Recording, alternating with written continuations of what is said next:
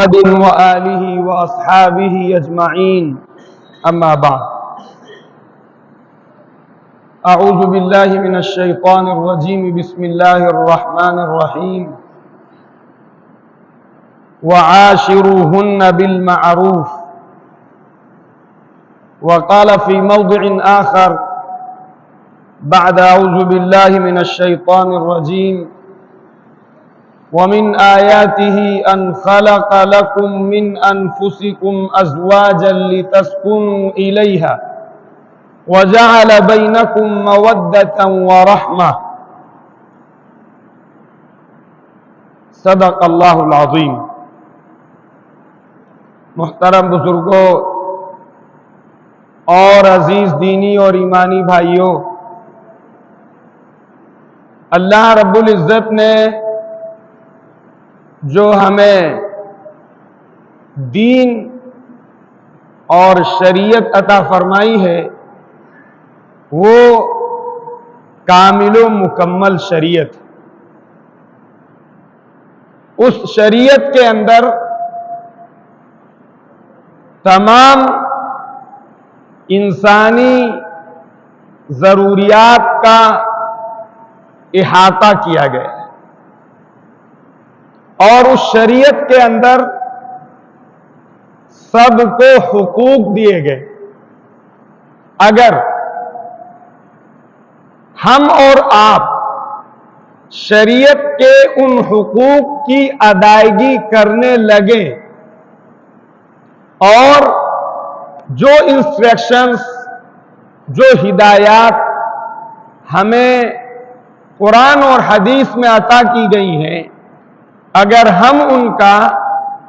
Implementation اور ان کی تنفیذ اپنے اوپر،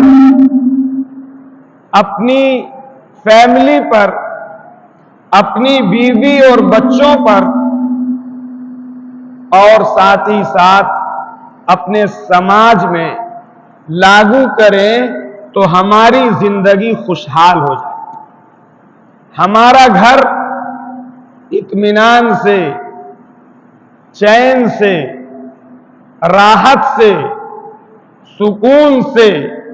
سیٹسفیکشن سے، پیس سے بھر جائے۔ انہی میں جو عورت ہے، جو وومنس، ان کے تعلق سے اور ان کا مقام اور ان کا مرتبہ اور ان کی عزت اور ان کا رسپیکٹ اور ان کا جو آنر ہے جو اسلام نے عطا کیا ہے، آج سیدھے سادھے مسلمانوں کو اور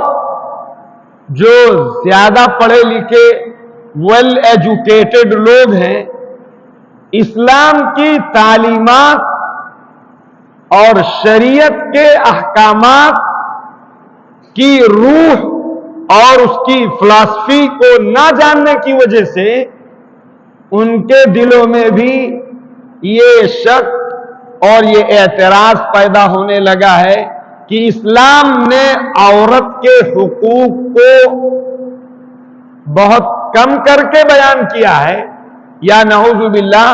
عورت کے حقوق کو پامال کیا ہے۔ ہمیں یہ بات خوب اچھی طرح یاد رکھنی چاہیے کہ اسلام نے جو عورت کو حقوق دیے ہیں اور اسلام نے جو عورت کو عزت اور شرف اور کرامت اور رسپیکٹ دیا ہے، وہ کسی دین، کسی دھرم، کسی مذہب، کسی کلچر، کسی سویلائزیشن میں آپ کو نہیں ملے۔